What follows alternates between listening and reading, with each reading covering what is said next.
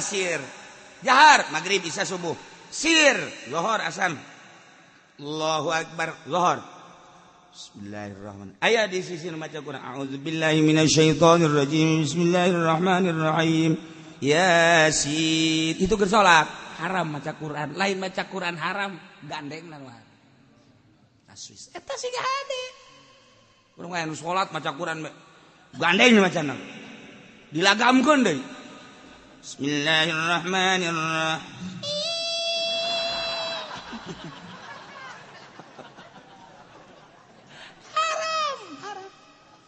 haram termasuk ngaganggu nu sare dina waktu sare bulan Ramadan kan waktu teh urang teh sangat diperhatikan maghrib tas maghrib langsung isya tas isya langsung taraweh tas taraweh perlu istirahat sebab engkena jam 2:30 atau jam 3 udang berarti perlu sare ngaji Qur'annya na awong-awongan saat batur istirahat haram lain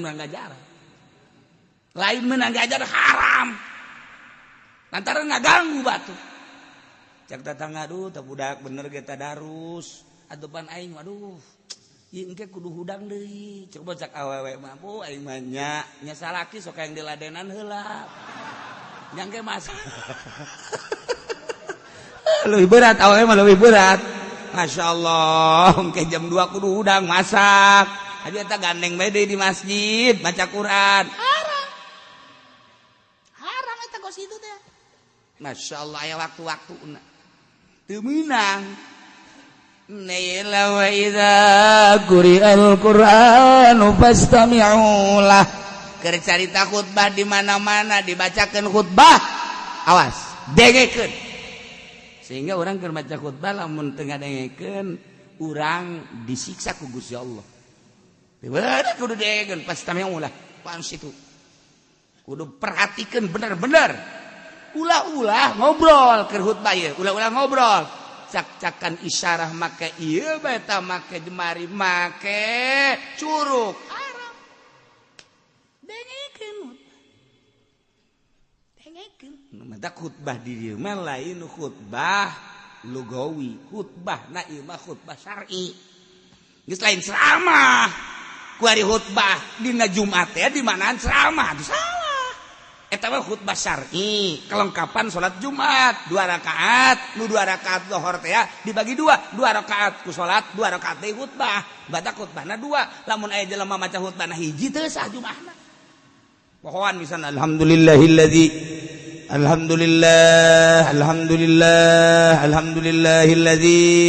kita jalla wa ala ahmaduhu liyamin ayati wal ala ashkuruhu syukran wa fi'an wal bala atubu ilaihi min kulli masyatin qala wa fi'ala asyhadu an la ilaha illallah wa muhammadan rasulullah terus a'udzubillahi minasyaitonir beres ngan sahiji doa ngaju Allahumma ighfir lil mu'minina wal mu'minat wal muslimin wal muslimat Jumat teh sah kudu 2 khutbah sebab gak ganti salat Zohor 4 rakaat nu 2 jadi salat nu 2 jadi khutbah. Bisa anu hiji teu sah atau ngalantur jadi nak jadi khutbah lugawi ceramah teu sah. Atuh teu sah tah lain khutbah ceramah tah khutbah syar'i pelengkapan salat Jumat ieu dalilna wa idza quri'al Qur'an di mana dibacakan Al-Qur'an khutbah maknana pastami'u lah khutbah Jumat dengekeun waan situ nengleng cicing nengleng teh cicing sebab ieu mah salat maknana khutbah eta maknana salat maknana eta salat das lamun dibacakeun saudara-saudara sekalian hari ini adalah hari kemerdekaan 17 Agustus dengan demikian marilah kita khutbah Agustus dibawa ka masjid tolol teh budak deh sakitu ada mah geus teu masalah lah maka kita tingkatkan KB keluarga berencana aja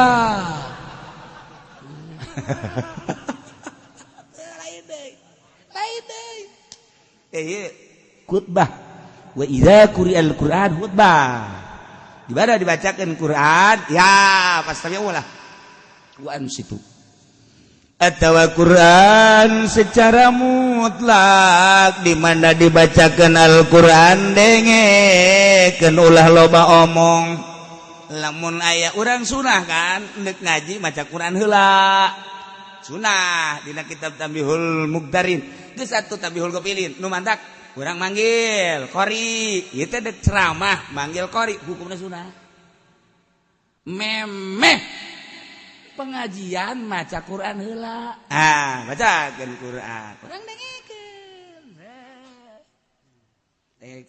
lupa tali jeung pengajian tali jeung pengajian ieu teh deuk pengajianana muludan oh berarti wa ma arsalnaka geus ledeg da wa ma arsalnaka oh ieu Rajab subhanallazi asra oh ieu teh deuk pertikahan wa min ayatihi eta sunah os gitu surang dengekeun ulah ngarobrol dengekeun ieu teh kan mukjizat masyaallah lamun mukjizat geus dibacakeun haji urang ngalantur berarti urang kahijab antara urang jeung mukjizat ketika mukjizat asup set ka diri urang ngadengekeun asupna ka mata nundutan berarti mukjizat teh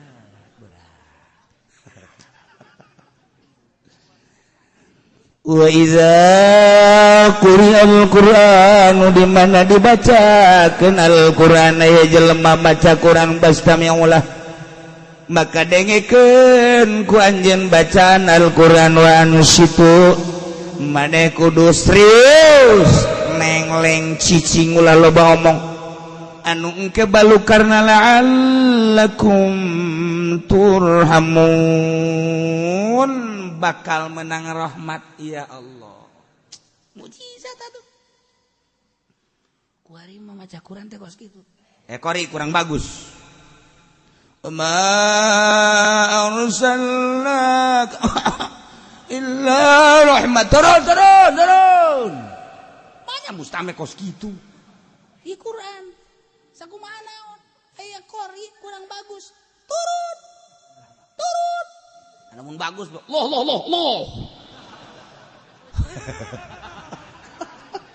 hirpa wah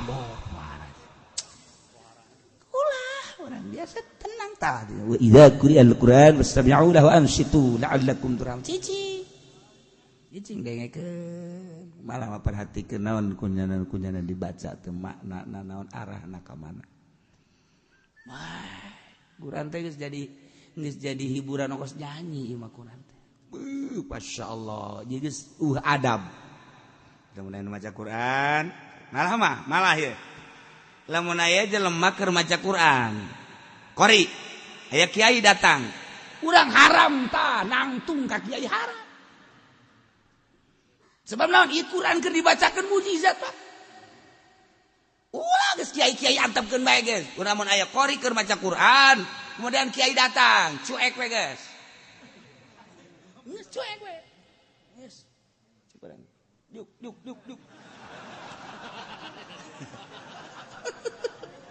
Ulah larang nggih. Atuh berarti kan muliaan mana Quran jeung kiai. Teu jauh belum ke mana-mana. Ulah geus santegkeun. Mantap kiai nu bagus lamun keur aya maca Quran ulah ka kadinya cicing we kiai. Ulah menghargai Al-Quranul Karim. Ulah nyen heboh. Set. Kiai atawa kiaina embung dihormat masalah. Cicing sia. Diu. Ini mah kiai lain gitu. Budak atuh pan aing kiai. Masyaallah, ieu budak aing teh disambut.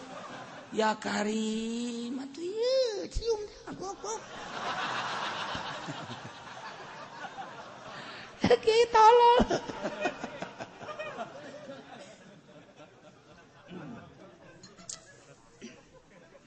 Wadhkur rabbaka fi nafsika tadarru'an wa khifah.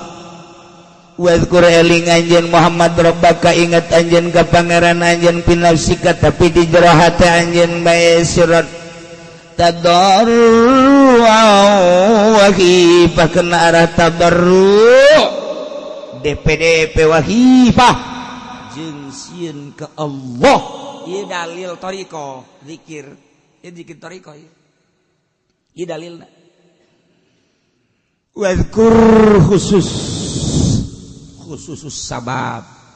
sabab dah khusus ka Kangjeng Nabi tapi umum jang urang KBH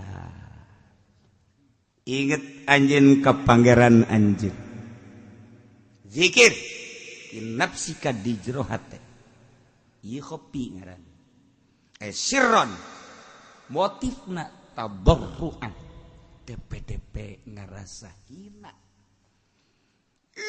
nanaonan dibandingkeun jeung keagungan Allah wahifatan jeung kana sieun ka Allah wa dunal jahri fauqa sir saluhureun sir jahar handapun jahar middle qaul tina ucapan ekos dan bae sedengan tarik ting ulah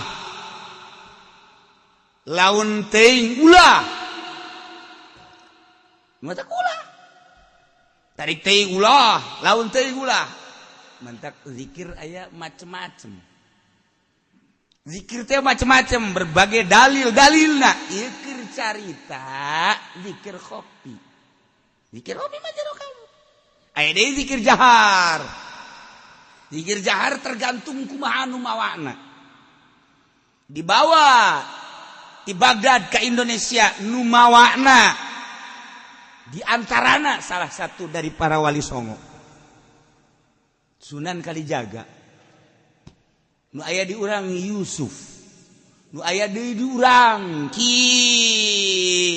Ahmad Khatib Sambas Kalimantan Banten Syekh Abdul Karim Cirebon Syekh Hasbullah terus gitu ke Madura nah iya aya jalur-jalur mata thariqah naon ya kuy Qadiriyah nu mawana pasti ngan sakadar 3 ka Indonesia Qadiriyah wan Naqsabandiyah mah jalurna ngan 3 kajeun ku kumaha jalur Banten jalur Cirebon jalur Madura sakitu engke tidinya dikembangkeun Banten ka mana Cirebon ka mana Madura kemana kanyahoan.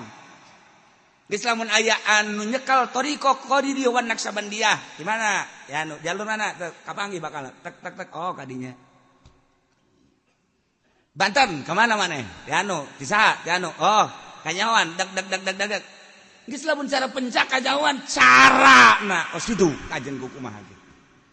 Nah, lamun ieu Khalidiyah nu mawana pasti ka Indonesia pasti eta geus kajawan kurang jalur Khalidiyahna di mana ieu Sumatera eta berarti kieu lamun ieu Satoriyah kajawan nu mawana eta geus ngembanglah kurang Jawa Timur Jawa Tengah Jawa Barat mun di urang teh mah bakal kajawan jalur mana teu teu kajawan mantak aya bae mutamar thariqah supaya mutabaroh jalur-jalur kajawan ketika aya jelema ieu nu rekat naon thariqah wan Naqsabandiyah kok kieu ieu lain deui ieu mah ieu lain deui pembawaan thariqahna gimana ya selidik orang pasti putus guru wajen kukumah ge putus guru kajen kukumah lain kitu urang dek Naqsabandi bae Bahauddin An-Naqsabandi Uzbekistan nyanalah tokoh nu paling luar biasa anu bisa komunikasi jeung Allah teh lain lalawora jelema tuh ilham teh langsung ka Bahauddin An-Naqsabandi mah